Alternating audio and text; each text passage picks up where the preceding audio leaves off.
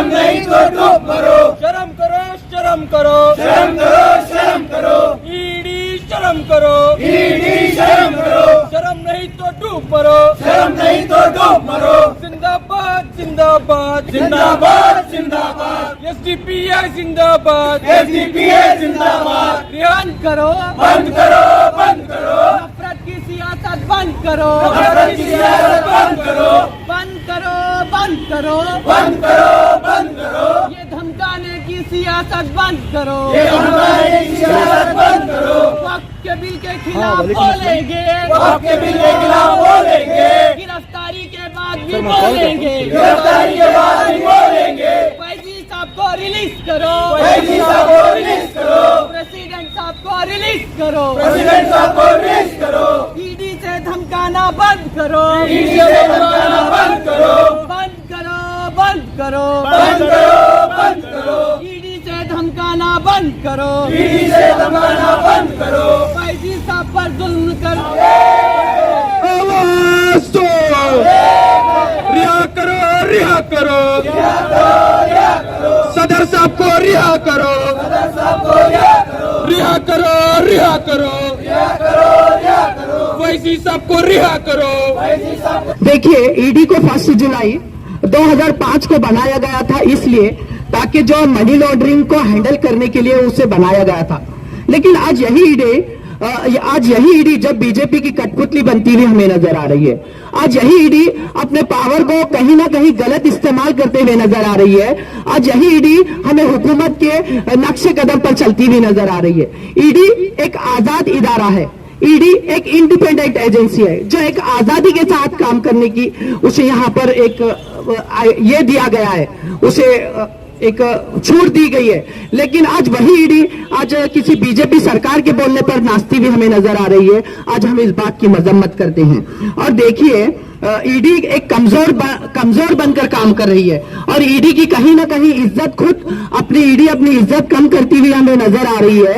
ये आज की गवर्नमेंट ईडी का पावर कम कर रही है और ईडी की इज्जत को कम करती हुई हमें नजर आ रही है। ईडी को जो बनाया गया था इन्फोर्समेंट डायरेक्टरेट को जो बनाया गया था, इलीगल ड्रग्स रेट को रोकने के लिए बनाया गया था। ईडी को गैर कानूनी पैसों को रोकने के लिए बनाया गया था, करप्शन को रोकने के लिए बनाया गया था, प्रोस्टिट्यूशन को रोकने के लिए बनाया गया था। लेकिन आज यही ईडी करप्शन, एक सबसे बड़ी मोस्ट करप्टेड पार्टी बीजेपी, जो हिंदुस्तान की सबसे बड़ी करप्टेड पार्टी है, वही करप्टेड पार्टी की एक कठपुतली बनती हुई आज हमें ये ईडी नजर आ रही है। देखिए, आज अगर कोई ज्यादा सच बोलता है, अगर आज के दौर में कोई अगर ज्यादा सच बोलता है, अगर कोई ज्यादा हक की बात बोलता है तो उसे अरेस्ट किया जाता है, उसके ऊपर ईडी को छोड़ा जाता है, उसके पीछे एनआईए को लगाया जाता है, उसके पीछे सीबीआई को लगाया जाता है, उसके पीछे एसआईटी को लगाया जाता है। एक सोची समझी साजिश के तहत लोगों को हरास करने की कोशिश की जा रही है। और बीजेपी जहां भी इक्तदार में नहीं है, बीजेपी पार्टी जहां भी, जो कोई भी स्टेट में बीजेपी पार्टी इक्तदार में नहीं है, वहां के अपोजिशन लीडर को टारगेट करके उनके ऊपर ईडी को छोड़ा जा रहा है, उनके ऊपर ईडी के केस डालकर डराया जा रहा है। देखिए, 2014 के बाद से जब से नरेंद्र मोदी की सरकार आई है, ईडी के जब से 4% रेट इंक्रीज हो गए हैं। जो भी ईडी के रेट पड़े हैं 4% इंक्रीज हो गए हैं। लेकिन ये सारे रेट 95%, जितने भी ईडी रेट डाली है, 95% रेट जितने भी डाले हैं वो सबके सब अपोजिशन लीडर्स के ऊपर डाले गए हैं।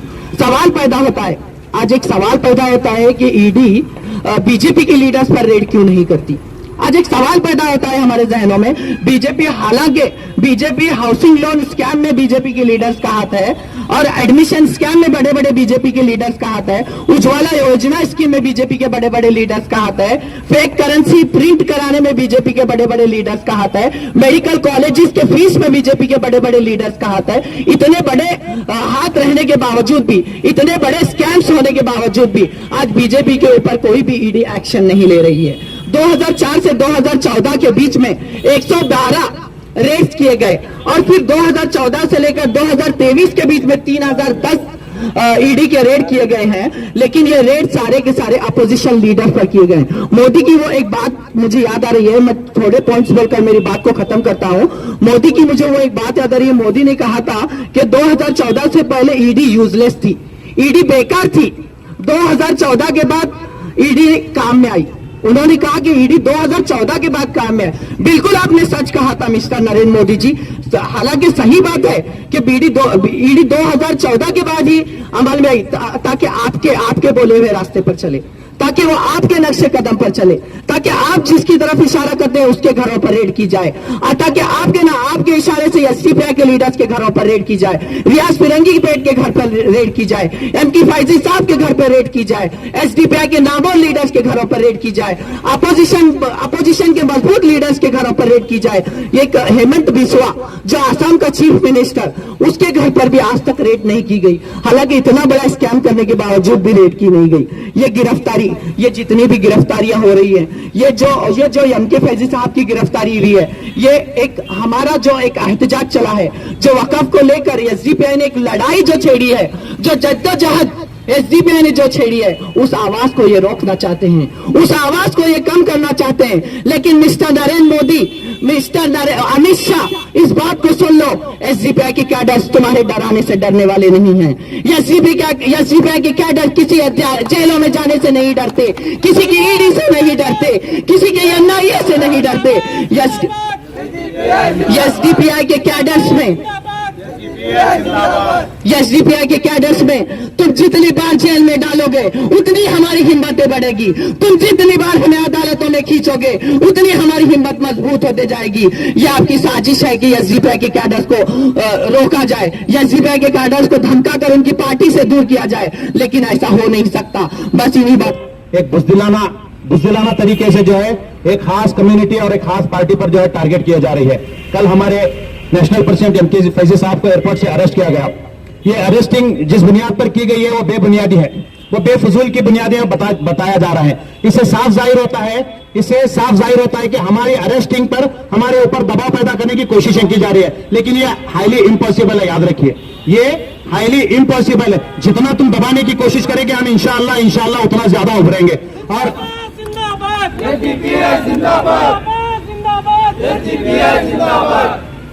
बीजेपी गवर्नमेंट का ये हथकंडा जो ईडी के जरिए अपनाया है, मैं कहना चाहता हूं ईडी ये गवर्नमेंट की एजेंसी नहीं बल्कि गवर्नमेंट की रखेल बनकर काम कर रही है। ये भड़वागिरी गवर्नमेंट की भड़वागिरी करना तुम ईडी वालों बंद करो और अपनी जिम्मेदारियों को समझो। इस देश की अगर भलाई चाहते हो, इस देश के अंदर पुरअमन सुकून चाहते हो, तो अपने मकसद पर और अपने जो है अधिकारियों का सही इस्तेमाल करो। इस तरह किसी कम्युनिटी को टारगेट करना या फिर किसी खास करके पार्टी को टारगेट करना या अपोजिशन को टारगेट कर बार बार उस पर रेड करना ये मुनासिब नहीं है। इस कदर बीजेपी गवर्नमेंट की जानिब से ये ईडी रेड इस बात को साबित करता है कि बीजेपी गवर्नमेंट एसडीपीआई से बौखला गई है। बीजेपी गवर्नमेंट एसडीपीआई से बौखला गई है और ये बौखला कर हमें जेलों में डालने की जो साजिश है तुम रच रहे हो। तुम याद रखो, जेल हमारे लिए हमारे इरादों को कम करने का रास्ता नहीं बल्कि हमारे इरादों को मजबूत करने का रास्ता है। याद रखो, जेल हमारे लिए कामयाबी का रास्ता है, जेल हमारे लिए हमारे रास्तों को आसान करने का तरीका है। तुम अगर इस कदर डराने की कोशिश करोगे, अरे हमारे एक लीडर को तुम अरेस्ट करने से हमारी पार्टी रुकने वाली नहीं है, क्योंकि एसडीपीआई एक सिर्फ पार्टी नहीं है। एसडीपीआई सिर्फ एक पॉलिटिकल पार्टी नहीं है, एसडीपीआई एक सोच है। याद रखो, तुम हमारी पार्टी को रुकावट डाल सकते हो, तुम हमारी सोच पर रुकावट नहीं डाल सकते। ऐसे कई लीडर हमारे इस कौम के लिए, इस मुल्क के लिए कुर्बानियां देते हुए आज भी जेलों में पड़े हैं, लेकिन हमारी पार्टी का काम कभी ना रुका है ना रुकेगा इंशाअल्लाह। ना कभी रुका है ना कभी रुकेगा। तुम हमारे हौसलों को पस्त नहीं कर सकते। और मैं खास तौर से कहना चाहता हूं, ये ईडी का बेबुज़दिलाना तरीका और ये बीजेपी गवर्नमेंट का बुज़दिलाना तरीका, ये ईडी का बुज़दिलाना तरीका इस बात को साबित करता है कि पिछले दिनों जिस कदर एसडीपीआई ने पूरे मुल्क भर में वक्फ अमेंडमेंट बिल के खिलाफ जद्दोजहद किया, एहतजाज किया और लड़ा, हुकूमत के बिल को एक्सेप्ट नहीं किया, उस बिल को जो है रास्तों पर फाड़कर हुकूमत के मुंह पर मारा। ये इसी का गुस्सा ईडी जो है आज हमारे नेशनल प्रेसिडेंट के जरिए इस पार्टी पर निकालना चाहती है। ना हमारे नेशनल प्रेसिडेंट बौखलाएंगे, ना हमारी पार्टी बौखलाएगी, ना हमारे लीडर्स बौखलाएंगे, ना हमारा कोई अदना सा कैडर मेरा इस तुम्हारे ईडी रेड से बौखलाएगा, ना ईडी से। एसडीपीआई जिंदाबाद। ना ईडी से, ना एनआई से, ना पुलिस डिपार्टमेंट से।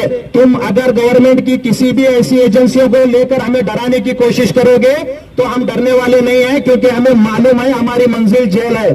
हमारी मंजिल जेल है। हम जेल भरने के लिए तैयार हैं। हम घरों में बैठने के लिए, अपने नरम गद्दों में सोने के लिए नहीं है। और मैं खास कर मुसलमान कम्युनिटी से कहना चाहता हूं और उन जिम्मेदारों से कहना चाहता हूं जो वक्फ के कुर्सियों पर बैठे हुए हैं, वक्फ के कुर्सियों पर बैठे हुए जिम्मेदारान, मेरी बात को कान खोल कर सुनो। ये तुम्हारी लड़ाई है। तुमने जिस कदर वक्फ के वहां पर बैठकर अपनी जिम्मेदारियों को ना निभाते हुए वक्फ की जमीन को आज हुकूमत की नजर पर लाने की जो कोशिशें तुम लोग कोशिशें कर रहे हो, ये उसी कोशिश को जो है नाकाम करने के लिए हमारे पार्टी के लीडर्स ने, हमारे पार्टी के कैडर्स ने आवाज उठाई थी। आज इसी के चलते आज इन्होंने एसडीपीआई को टारगेट करते हुए आज हमारे नेशनल प्रेसिडेंट साहब को अरेस्ट किया है।